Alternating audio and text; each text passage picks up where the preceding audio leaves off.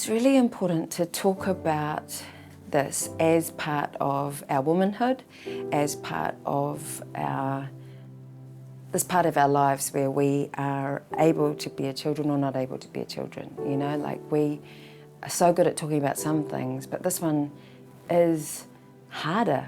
Let boys and men in on these conversations so that they can, you know, be a part of the journey of happiness and grief and loss and triumph. I don't like it when an individual feels suppressed with their feelings, especially around miscarriages. So I certainly would like to see this being normalised.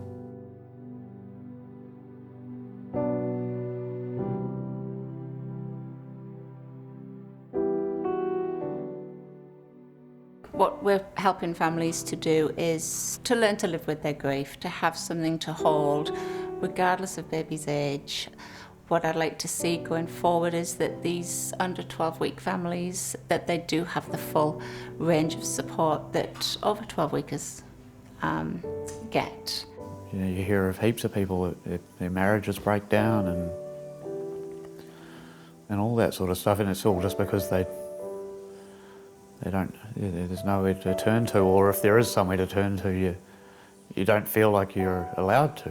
We just have to recognise that any type of loss is significant, and how those people need to deal with it will be very different and very individual, and not one quick solution fixes everything. I was so afraid when I was pregnant with Tara that I did not fantasize anything with her, not even after I started feeling the movements. Because some part of me, I loved her so dearly. On the other hand, I try to protect myself from the pain in case I lose it.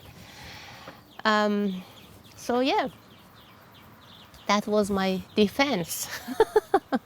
For most women, a miscarriage will be a one-off event. You know, by far the majority of women that have a miscarriage will go on to have normal, full-term, successful pregnancies again.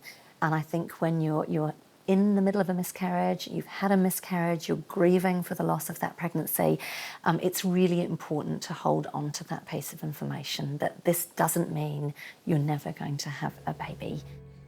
We're really grateful that we've got 3 kids now, but we have a truckload of empathy for those out there who are still trying and going through that miscarriage, because yeah, it's a really nasty space to be in. The fact that for many mums, this loss of pregnancy, that's their baby, and we need to be really careful as a society and as a healthcare service to treat it as that, because I've sat with mums who at 6 weeks have lost a baby, and for them, that's their baby. And you know, the traumas of what's happened to it, where's it gone, all of those kinds of things are enormous, and parents live with trauma for a long time if we don't deal with that in a compassionate way. We've always said to people, talk to us about our children. Our children were important, and yes, they're no longer with us, but the 2 babies we lost are a part of our family and always will be, and we want them acknowledged. To us, they were real, and we want everyone else to know that they were real.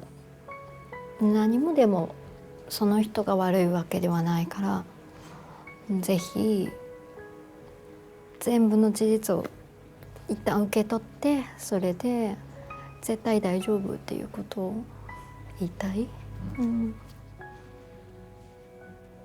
Yeah, everything will be all right.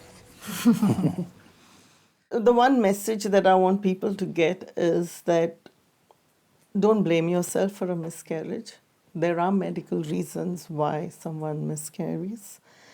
It is not planned to miscarry, and it is no one's fault. It's important that women hear that there is nothing that you have done that has caused the loss of your baby. This is completely out of your control, but it's what she feels that's important. Yeah, so we can say anything, can't we, to someone, but if they don't feel that they're really not going to hear it. We know now to just open up more about our feelings especially with the situation we were in. It's good to be open and talk to someone.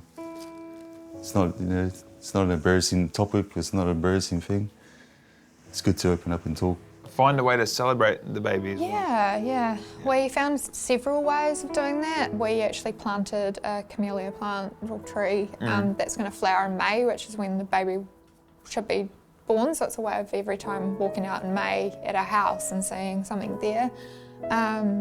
We also got for our Christmas tree just something we could put up so that baby would be a part of our life for years to come, and I've got an angel that lights up and a hummingbird which kind of represents the essence of life and being. So there's a few things we've done to honour what was our baby, It would just be great for it to be normal to talk about miscarriage. I think it would make the whole grieving process a lot easier, because when you're grieving by yourself it's hard, but if you can grieve together it makes it a bit easier. I think that the more that we can be open and talk about issues that are being perceived as something we shouldn't talk about, the better we are. And I just think if there's a new generation of young people growing up with confidence that they can ask a question and get a straight answer, then we're improving, and that's good.